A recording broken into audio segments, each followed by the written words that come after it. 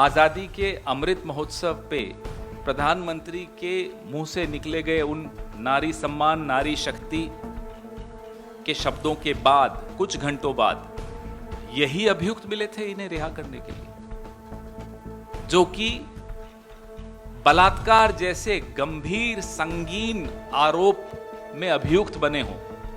या तो प्रधानमंत्री की सुननी लोगों ने बंद कर दी है, उनके अपने लोगों ने, उनकी अपनी सरकारों ने, या फिर प्रधानमंत्री जी देश को कुछ और कहते हैं और फोन उठाकर अपनी राज्य सरकारों को कुछ और कहते हैं। तो रिहा हुए हैं, उनकी आरती उतारी जा रही है, उनको तिलक किया जा रहा है, दे आर बीइंग फेलिसिटेटेड। यह है अमृत महोत्सव। ऐसी सोच पर लानत है। आजादी के अमृत महोत्सव के दिन प्राप्त हुई। गुजरात सरकार ने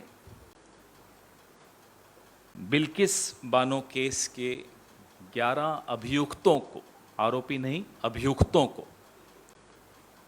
जेल से बाहर कर दिया, रिहा कर दिया। और ये केस और ये निर्णय, इसको हम आइसोलेशन में न देखें तो एक पैटर्न दिखाई देता है। भारतीय जनता पार्टी की मानसिकता दिखाई देती है। कठुआ, उन्नाव, ये 2 मील का पत्थर होंगे इस देश के इतिहास में और शर्मिंदा करते रहेंगे हम सबको जो राजनीति में हैं। ये मैं कह रहा हूं, जिम्मेदारी के साथ कह रहा हूं और किसी कारण से कह रहा हूं। पहली बार एक राष्ट्रीय राजनीतिक दल के ऑफिस बेयरर्स, के कार्यकर्ता और उसके समर्थक सड़कों पर बलात्कारियों के पक्ष में रैली निकालते हुए नजर आए थे, जुलूस निकालते हुए नजर आए थे, नारे लगाते हुए सुनाई दिए थे। यह पहली बार हुआ इस स्वतंत्र भारत के इतिहास में। और उसके बाद कल जो हुआ, कल हम तो नहीं, आप तो नहीं, लेकिन कुछ लोग अभी भी प्रधानमंत्री की मुंह से निकली हुई बातों को गंभीरता से लेते हैं। कल प्रधानमंत्री जी ने लाल किले की प्राचीर से बड़ी बड़ी बातें की, नारी सुरक्षा, नारी सम्मान, नारी शक्ति, अच्छे अच्छे शब्द इस्तेमाल किए। अब हम तो, जिसको अंग्रेजी में सिनिकल कहते हैं, हो चुके हैं, प्रधानमंत्री जी ने कर दिया है, लेकिन कुछ लोग हैं जो गंभीरता से लेते हैं अभी भी इन बातों।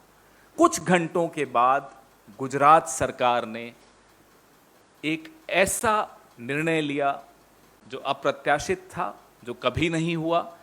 रेप कन्विक्ट्स, बलात्कार के अभियुक्त, दोषी नहीं, वो तो आरोपी होता है, अभियुक्त, दे वर कन्विक्टेड, उनको आपने रिहा कर दिया कि 14 साल हो गए हैं, इनका कंडक्ट अच्छा है जेल में। और नेचर ऑफ क्राइम, ये 3 पैरामीटर्स, ये 3 मापदंड गुजरात के एडिशनल चीफ सेक्रेटरी जो गृह विभाग देखते हैं, उन्होंने कहा कल कि 14 साल कंप्लीट हो गए हैं और उनकी उम्र, नेचर ऑफ क्राइम और बिहेवियर इन प्रिजन, यह देखते हुए यह निर्णय लिया गया। नेचर ऑफ क्राइम पर ही अगर हम अपनी बात को रखें सीमित, तो क्या बलात्कार उस कैटेगरी में नहीं आता, उस श्रेणी में नहीं आता जिसमें कड़ी से कड़ी सजा मिले उनको? जितनी कड़ी सजा हो उतनी कम मानी जाती है। फिर आज हमने यह भी देखा कि जो रिहा हुए हैं उनकी आरती उतारी जा रही है, उनको तिलक किया जा रहा है, दे आर बीइंग फेलिसिटेटेड। यह है अमृत महोत्सव। यह है प्रधानमंत्री की कथनी और करनी में अंतर। या तो प्रधानमंत्री की सुननी लोगों ने बंद कर दी है, उनके अपने लोगों ने, उनकी अपनी सरकारों ने, या फिर प्रधानमंत्री जी देश को कुछ और कहते हैं और फोन उठाकर अपनी राज्य सरकारों को कुछ और कहते हैं। और यह ऐसा केस है बिल्किस बानो का, जिसमें सुप्रीम कोर्ट ने बिल्किस बानो को 50 लाख का मुआवजा देने का आदेश गुजरात सरकार को दिया था, और अभी कुछ साल पहले 2017 में दिया था। पहली बार ऐसा हुआ था। यह ऐसा ऑर्डर था सुप्रीम कोर्ट का जिससे यह साबित हुआ था कि बिल्किस बानो के साथ जो हुआ वो साबित हो गया है कि वो गलत हुआ, गैर कानूनी हुआ, उनके साथ अपराध हुआ, उनके पर अत्याचार हुआ, उस परिवार पर अत्याचार हुआ। एक 4-5 साल की बच्ची को जमीन पर देकर मार दिया, और जो गैंगरेप हुआ वो अलग। उसके बाद प्रधानमंत्री जी की हिम्मत कैसे होती है कि लाल किले पर खड़े होकर इस तरह की बातें करें? अब तो हैरानी भी नहीं होती, लेकिन फिर भी कुछ ना कुछ ये ऐसा रोज कर देते हैं जो चौंका देता है, जो और दुखी कर देता है, और विश्वास लोगों का सरकारों पर से खत्म कर देता है। कांग्रेस पार्टी प्रधानमंत्री नरेंद्र मोदी जी से निवेदन करती है कि या तो आप आकर बता दीजिए कि कल जो आपने लाल किले की प्राचीर से कहा था वो सिर्फ शब्द मात्र थे, उन शब्दों पर आपको खुद भरोसा नहीं था, क्योंकि आपका अपना इतिहास पिछले 8-10 साल का है जिसमें आप महिलाओं का सम्मान करते हुए बड़ी अच्छी तरह से सुनाई देते। वो 50 करोड़ की गर्लफ्रेंड बोलना हो, कांग्रेस की विधवा बोलना हो, जर्सी गाय बोलना हो, शुपनखा बोलना हो एक महिला सांसद को, ये तमाम शब्द आप ही के हैं। तो will the real Narendra Modi stand up please? असली नरेंद्र मोदी कौन है?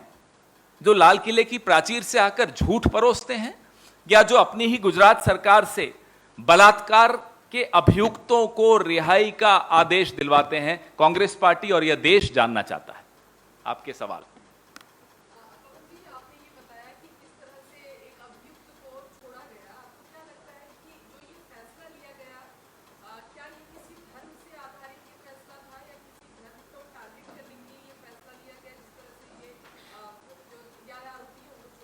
हम संविधान पे चलने वाले लोग हैं, देश संविधान के आधार पर चलता है, और हम हर सरकार से यह उम्मीद करते हैं कि वो संविधान को ही अपना मार्गदर्शक मानकर चलते होंगे। अगर कोई संविधान सम्मत निर्णय नहीं ले रहा है तो उनकी नीयत में क्या है वो मुझसे मत पूछिए आप, वो हमें और आपको सबको समझ में आ रहा है कि संविधान को यह आज भी उतना ही सम्मान करते थे जितना उस वक्त कर रहे थे जब ये बाबा साहब अंबेडकर जी लिख रहे थे ये संविधान। तब भी इनके मन में कोई सम्मान नहीं था संविधान के प्रति। प्रधानमंत्री जी स्पष्ट करें कि जो उन्होंने कल लाल किले की प्राचीर से कहा वो सही था। अगर वो सही था तो जो गुजरात सरकार ने निर्णय लिया क्या वो भी सही है? दोनों में से एक चीज सही हो सकती है, दोनों सही नहीं हो सकते। तो गलत क्या था, सही क्या था, प्रधानमंत्री स्पष्ट करें, और गुजरात सरकार यह निर्णय वापस ले या प्रधानमंत्री लाल किले से बोले गए अपने शब्द वापस लें। दोनों में से एक चीज ही चल सकती है, दोनों नहीं चल सकती। सुप्रीम कोर्ट को हम सलाह दें यह ठीक नहीं होगा, उचित नहीं होगा। प्रधानमंत्री लोगों के वोट से प्रधानमंत्री बने हैं, संविधान के दायरे में रहकर उनको अपना काम करना चाहिए।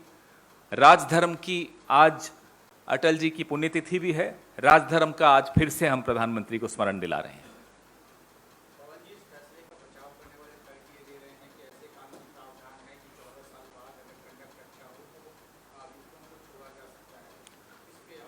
आजादी के अमृत महोत्सव पे प्रधानमंत्री के मुंह से निकले गए उन नारी सम्मान, नारी शक्ति के शब्दों के बाद कुछ घंटों बाद यही अभियुक्त मिले थे इन्हें रिहा करने के लिए, जो कि बलात्कार जैसे गंभीर संगीन आरोप में अभियुक्त बने हों। तो यह तो सोच समझ कर किया गया है। ऐसी सोच पर लानत है जो बलात्कारियों के साथ खड़ी हुई दिखती, और यह पहली बार नहीं हुआ। मैंने आपको कठुआ और उन्नाव का भी उदाहरण दिया, जब भारतीय जनता पार्टी के मंत्री स्तर के लोग सड़क पर रैली निकाल रहे थे बलात्कारियों के पक्ष में। तो इसके बाद कोई सवाल नहीं रह जाता, कोई जवाब नहीं रह जाता। इसके बाद तो सिर्फ एक तथ्य रह जाता है। तथ्य वो यह है कि प्रधानमंत्री जो कहते हैं वो करते नहीं हैं।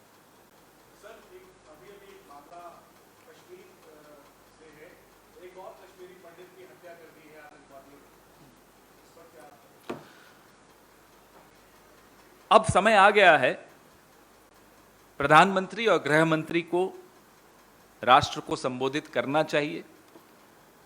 जो 8 साल का ट्रैक रिकॉर्ड रहा है कश्मीर की जो इनकी नीति है उसको लेकर, वो नोटबंदी हो, वो रीस्ट्रक्चरिंग हो कश्मीर, लद्दाख और जम्मू की, सरकार में शामिल होना हो, सरकार से बाहर होना हो, चुनाव नहीं करवाने हो, वो तमाम जो निर्णय लिए गए उन सब पे एक वाइट पेपर अब इन्हें देश के सामने रखना चाहिए कि आखिर क्यों इनकी कश्मीर की नीति लगातार विफल होती चली जा रही है। नेशनल दस्तक की आपसे गुजारिश है कि अगर इसको बचाना चाहते हैं तो नेशनल दस्तक को सब्सक्राइब करने के लिए रेड कलर के सब्सक्राइब बटन को दबाएं, फिर बेल आइकन की घंटी दबाएं। नेशनल दस्तक को बचाने के लिए बहुत जरूरी है कि हर खबर को शेयर करें, लाइक करें, कमेंट जरूर करें।